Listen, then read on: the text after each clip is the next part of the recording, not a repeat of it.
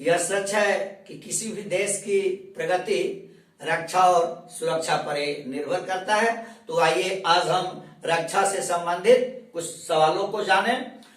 आज हम लोगों को पढ़ना है defence research and development organisation के बारे में, जिसको हम लोग संक्षेप में DRDO के नाम से जानते हैं। और आपसे पूछे कि DRDO का फुल फॉर्म क्या होता है तो मुझे बताने के लिए तैयार रहना होगा कि defence research and development organisation इसका फुल फॉर्म होता है। और इसको हम लोग हिंदी में कहते हैं रक्षा अनुसंधान एवं विकास संगठन।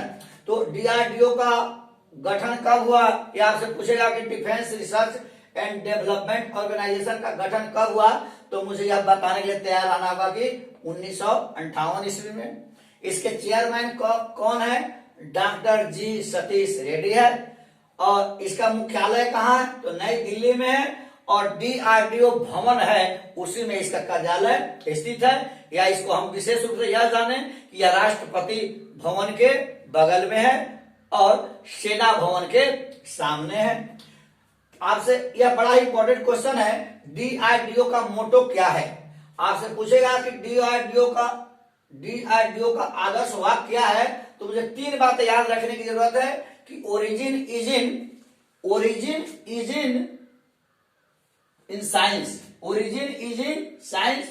फिर हमको याद बताने की जरूरत है। आपसे यह भी पूछेगा कि शक्ति का आधार विज्ञान है, आपको विकल्प देख करके चिन्ह लगाना है। और यह भी पूछेगा कि बलस्यम मूलम विज्ञानम, यह 3 मोटो है, origin is in science, बलस्यम Moolam विज्ञानम, अर्थात तीसरा है शक्ति का आधार विज्ञान है। यह तीनों मोटो के बारे में मुझे जानना है।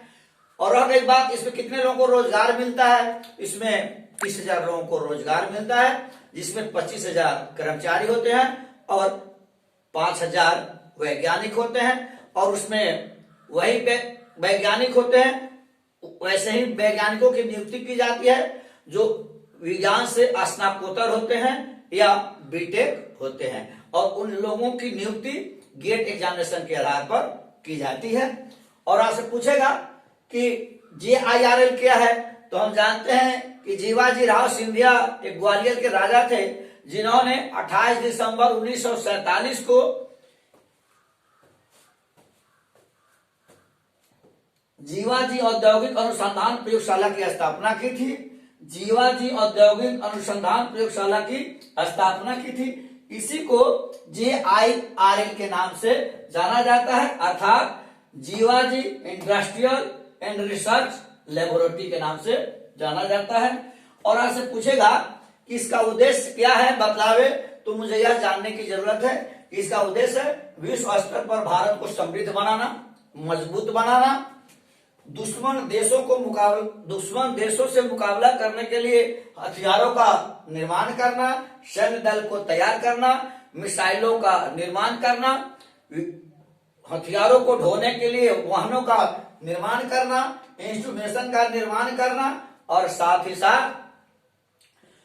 इंजीनियरिंग प्रणालियों और नौसेना प्रणालियों का नवीकरण करना इसका मुख्य उद्देश्य है। लेकिन हमको यह भी जानने की जरूरत है, जिस समय DRDO का गठन हुआ उस समय 10 प्रयोगशालाएं थी, लेकिन वर्तमान में भारत में अभी 52 DRDO का अपना 52 प्रयोगशालाएं हैं। और इसका बजट हमेशा हर साल बढ़ते रहता है। स्वाभाविक है कि सुरक्षा पर ज्यादा खर्च किया जाता है, तो इसका वार्षिक बजट 14,000 करोड़ वार्षिक अनुमानित खर्च है।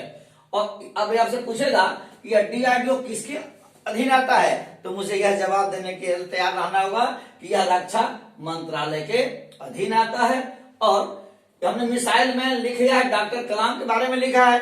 एक वक्त था कि राष्ट्रपति बनने के पहले हमारे कलाम साहब भी इस DRDO के चेयरमैन थे। और उनके काल में, उनके चेयरमैन जब थे, उनके काल में मिसाइल का निर्माण हुआ और मिसाइल के क्षेत्र में अद्भुत प्रगति हुई।